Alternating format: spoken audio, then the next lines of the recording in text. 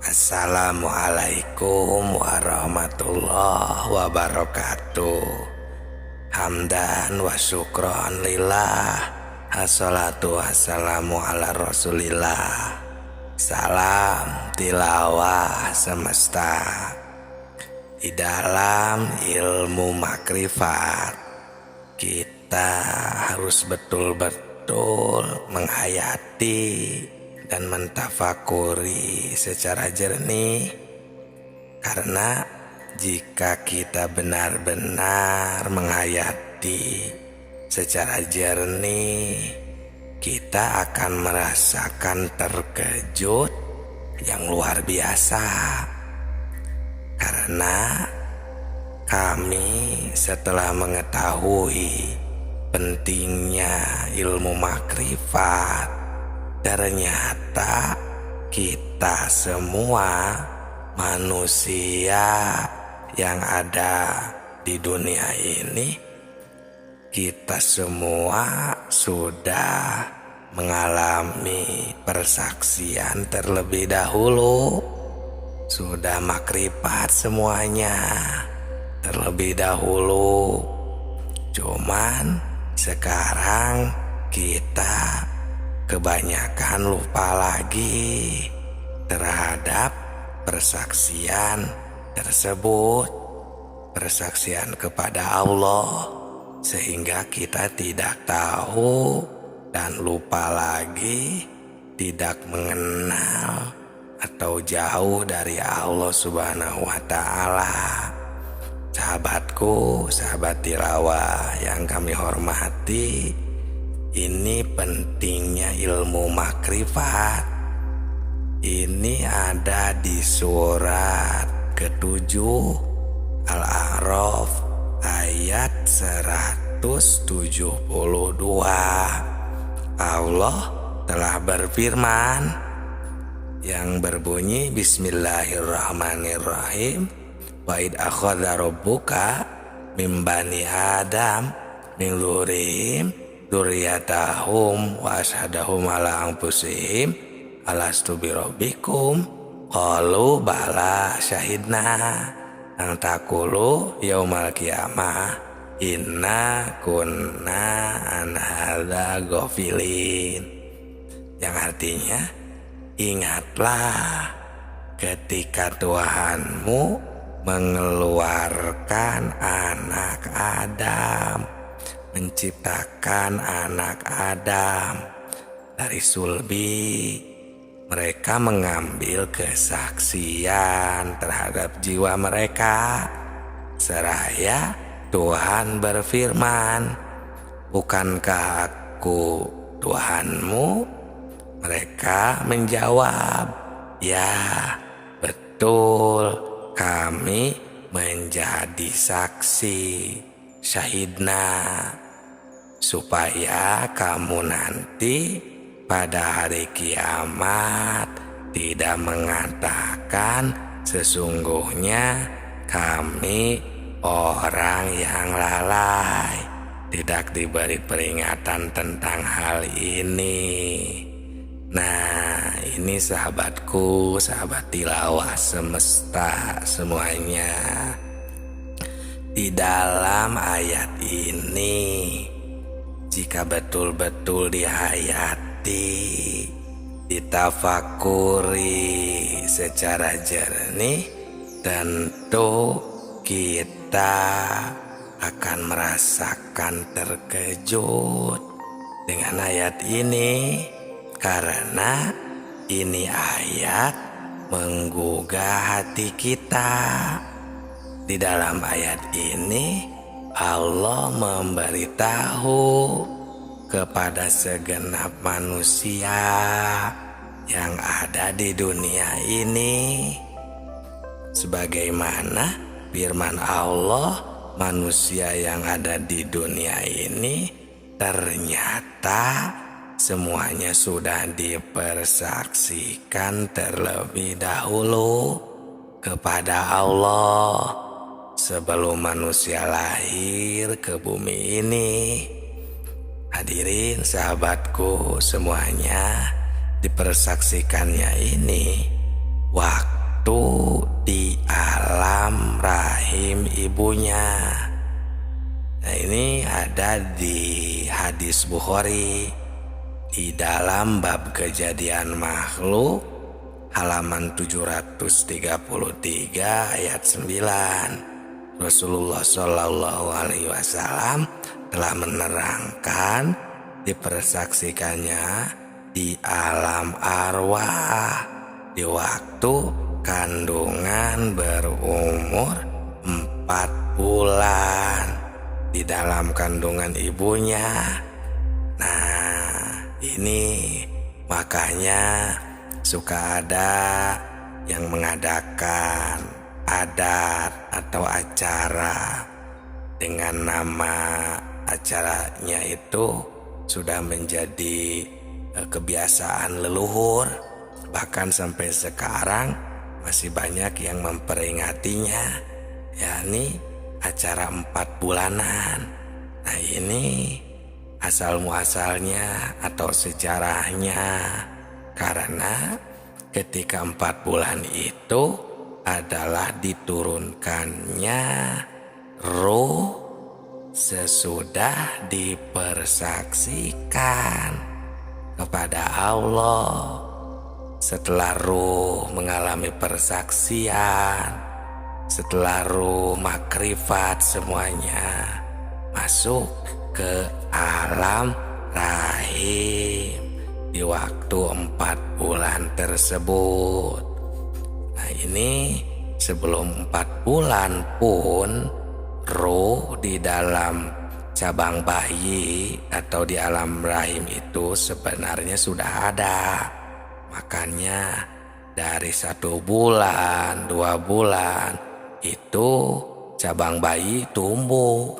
Nah, itu sudah ada ruh, cuman bukan ruh yang suci ini, bukan ruh kita yang sejati ini, atau ruh yang dipersaksikan ini. Karena ruh yang dipersaksikan ini adalah ruh kita yang sejati, yang dinamakan ruh kudsi, yang nanti akan dicabut kembali atau istilahnya dicabut nyawa, yang akan meninggalkan jasadnya kembali. Nah, ini diturunkannya di waktu 4 bulan di dalam kandungan ibunya. Nah, semua ini menurut firman Allah tadi supaya di hari kiamat jangan lupa lagi kepada Allah, agar kita nanti tidak istilahnya berdemo atau mengelak, ya, karena semuanya juga kita sudah pada tahu kepada Allah. Kenapa sekarang banyak yang lupa, jauh dari Allah, seolah-olah tidak tahu sama sekali. Padahal dahulu kita ini sudah mengalami pertemuan, sudah mengalami persaksian atau makrifat kepada Allah. Nah, ini maksud dari ilmu makrifat ini. Di video ini kami mengingatkan agar kita semua sebagai manusia jangan leha-leha, jangan terlena, atau jangan hidup ini kita melupakan Allah.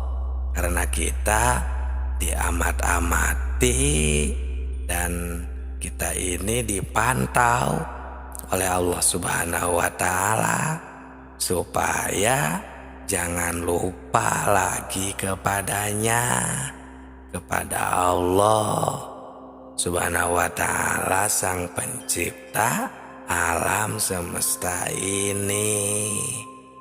Nah, dengan hati yang jujur, kita jangan mendustai diri sendiri. Ini dari Imam Ghazali beliau berkata, istafti kolbaka sampai 3 kali.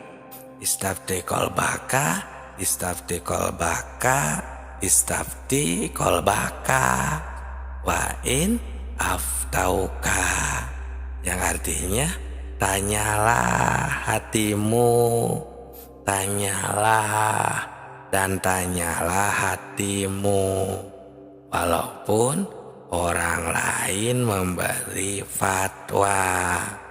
Nah, di sini sahabatku, sahabat tilawah semuanya, kita harus jeli untuk mentafakuri ilmiah, ilmu, dalil, ayat-ayat, hadis, keterangan yang bersangkutan dengan perasaan, khususnya ilmu makrifat yang ada di dalam hati.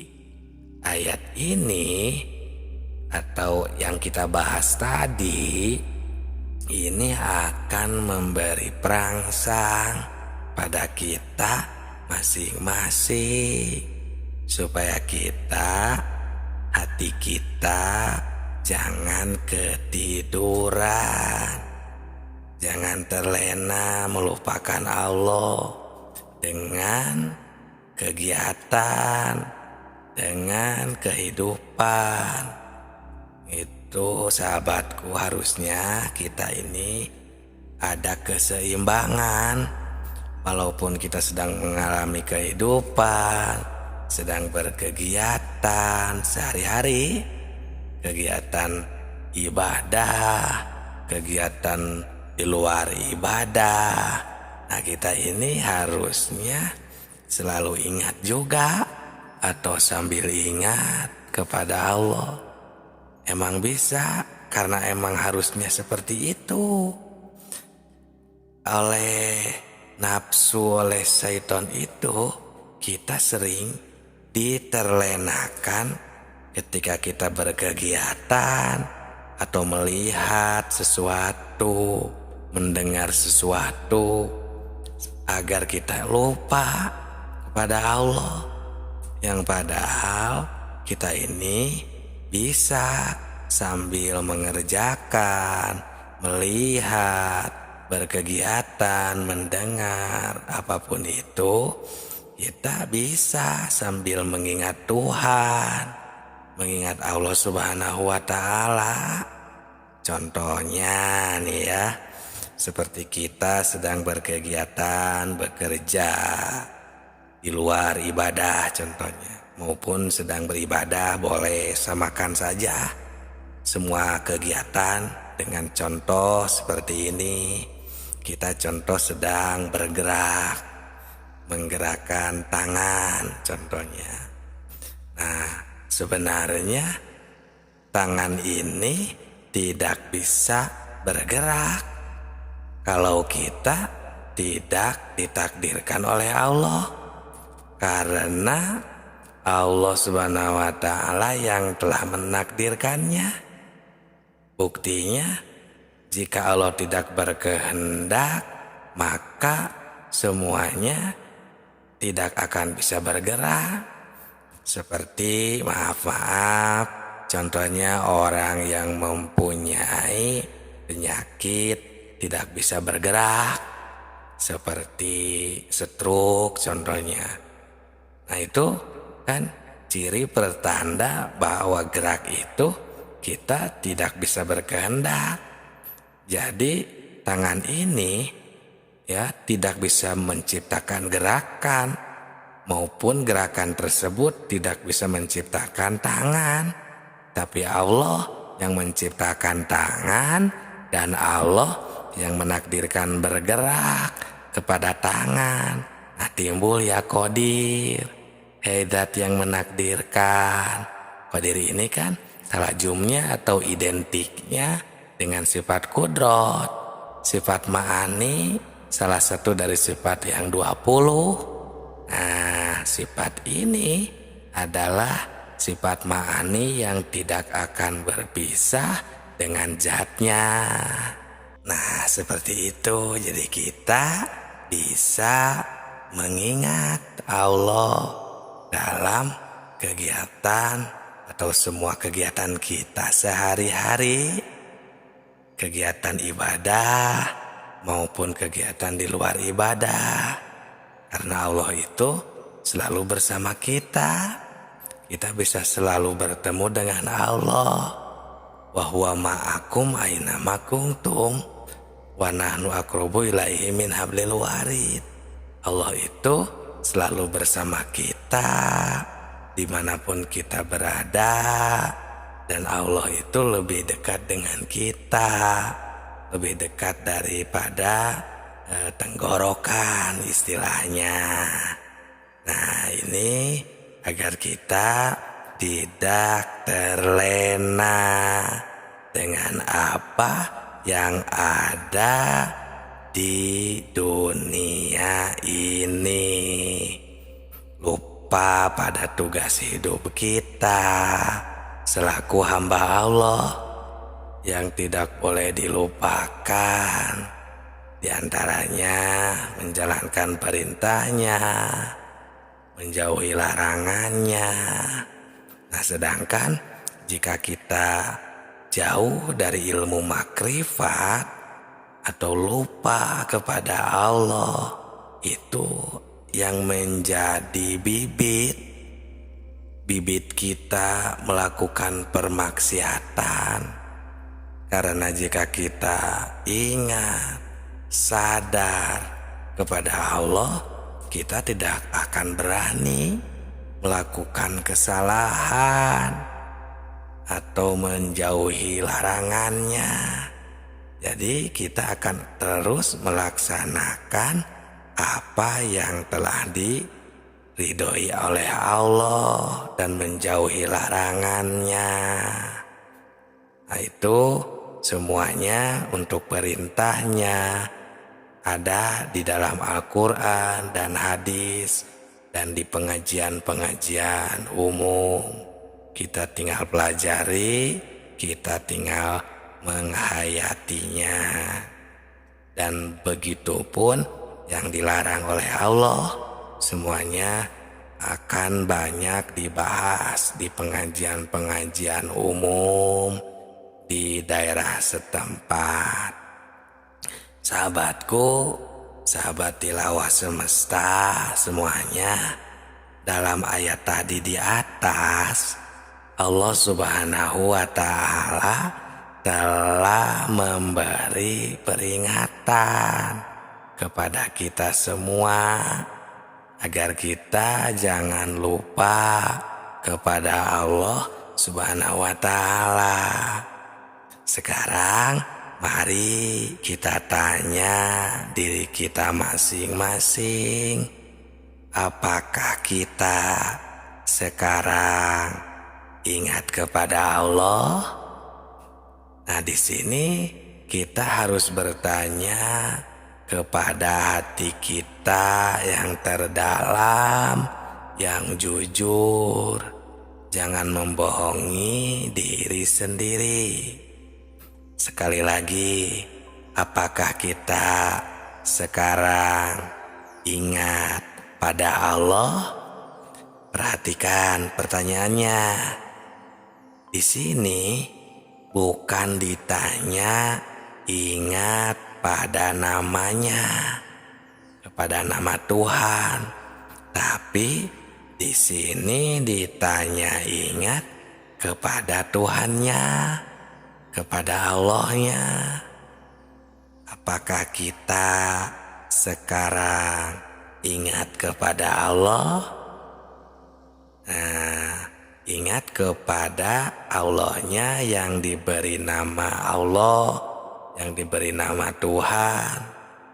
Ya, kenapa pertanyaannya seperti ini?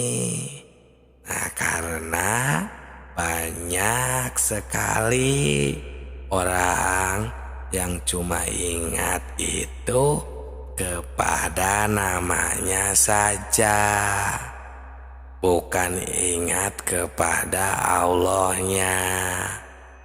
Nah, untuk menjawab pertanyaan ini, pertama kita harus memakai pikiran yang mendalam.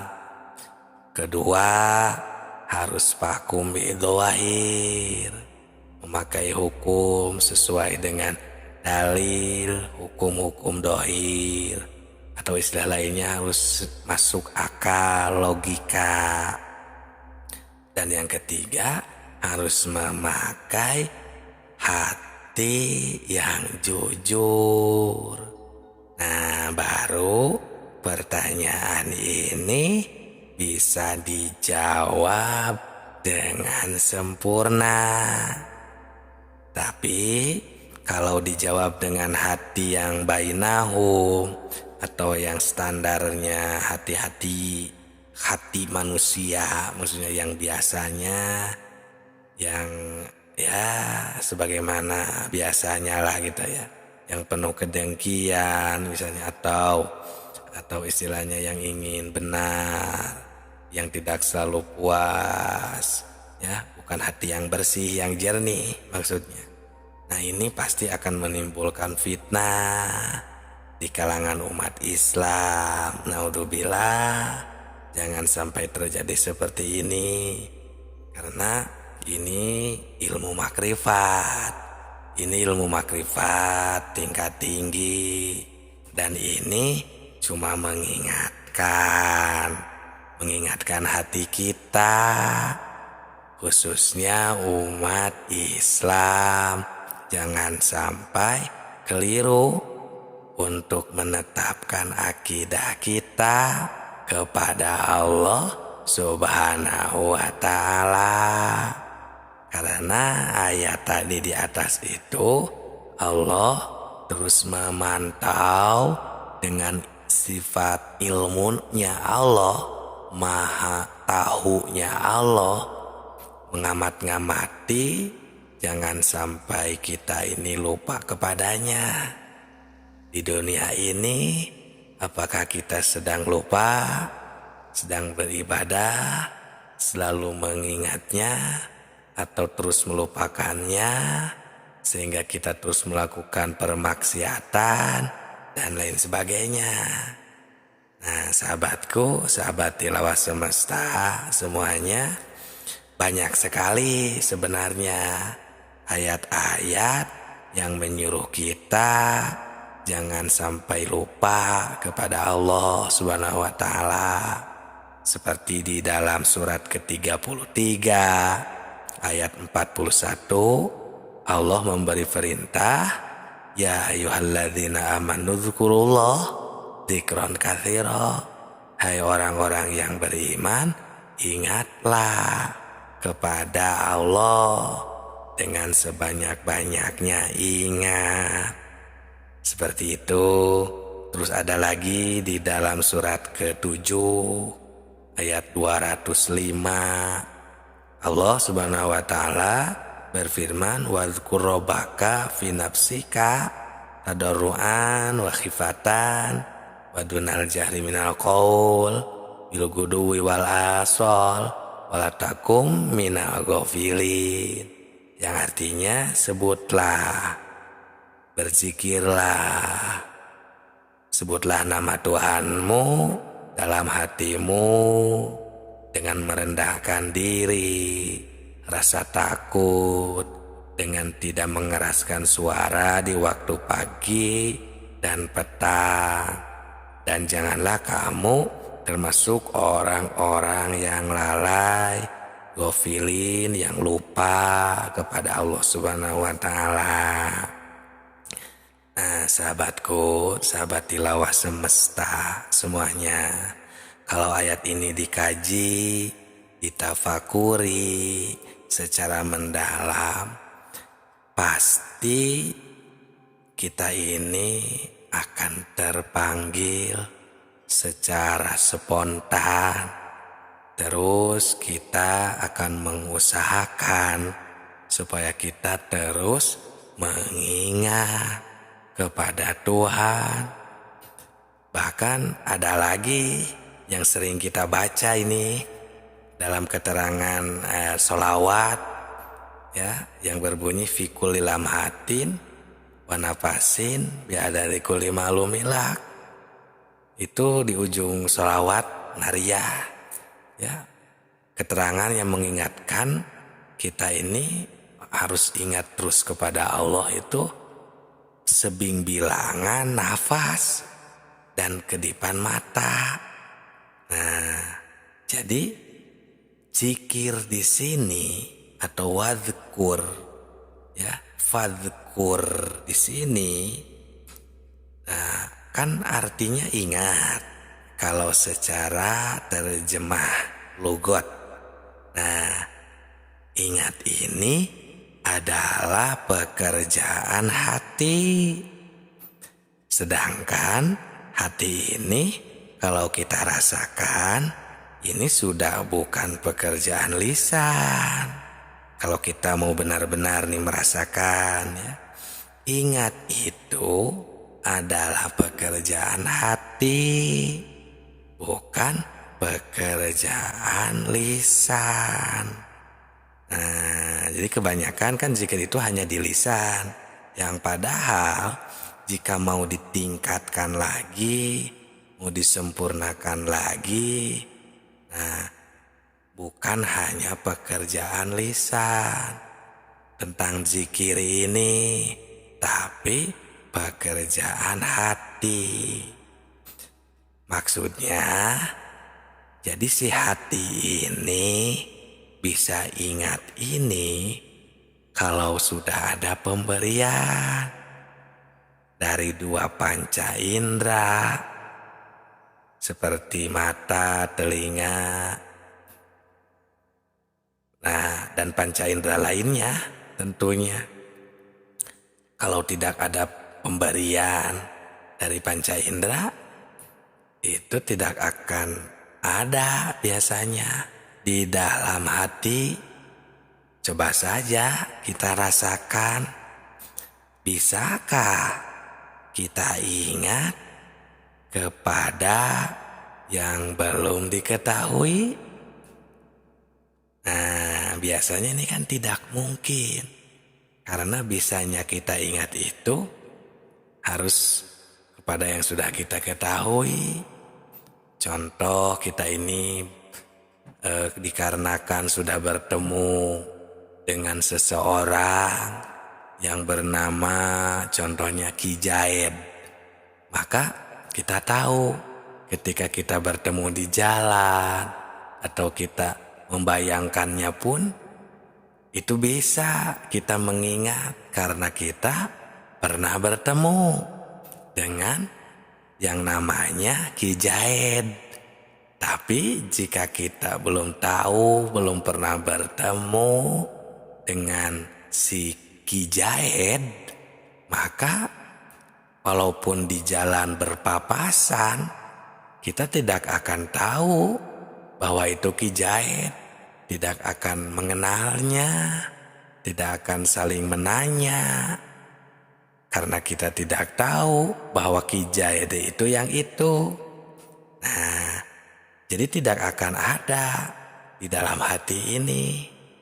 Nah, jadi kembali lagi, hati bisa mengingat itu jika sudah ada pemberian dari panca indera.